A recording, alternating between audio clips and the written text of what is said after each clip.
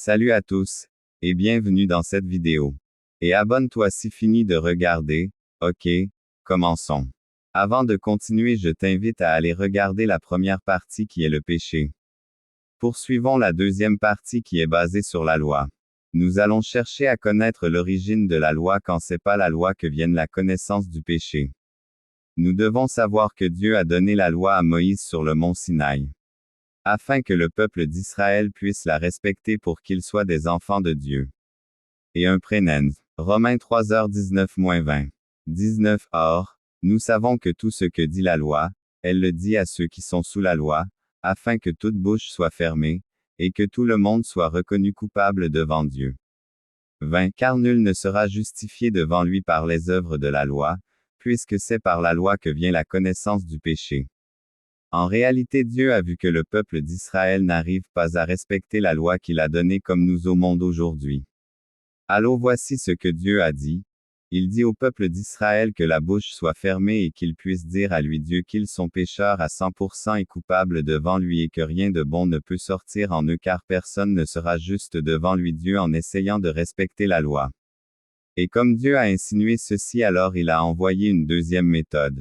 Nous allons voir en prenant dans Lévitique 4h27-31.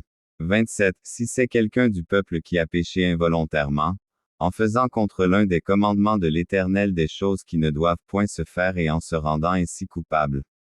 28 Et qu'il vienne à découvrir le péché qu'il a commis, il offrira en sacrifice une chèvre, une femelle sans défaut, pour le péché qu'il a commis.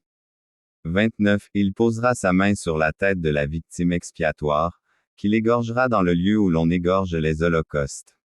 30 Le sacrificateur prendra avec son doigt du sang de la victime, il en mettra sur les cornes de l'autel des holocaustes, et il répandra tout le sang au pied de l'autel. 31 Le sacrificateur ôtera toute la graisse, comme on ôte la graisse du sacrifice d'action de grâce, et il la brûlera sur l'autel, et elle sera d'une agréable odeur à l'Éternel. C'est ainsi que le sacrificateur fera pour cet homme l'expiation, et il lui sera pardonné. Et, Hébreux 9/7. 7 Et dans la seconde le souverain sacrificateur seul entre une fois par an, non sans y porter du sang qu'il offre pour lui-même et pour les péchés du peuple.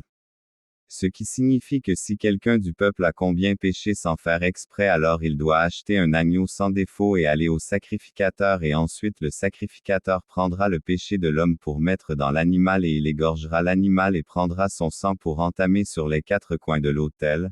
Ainsi le péché de l'homme se faisait pardonner au temps ancien avant Jésus-Christ. Mais est-ce que nous devons faire ces choses pour aller de nos jours au paradis? La réponse se trouve dans la partie 3 mais n'hésite pas à t'abonner. Merci.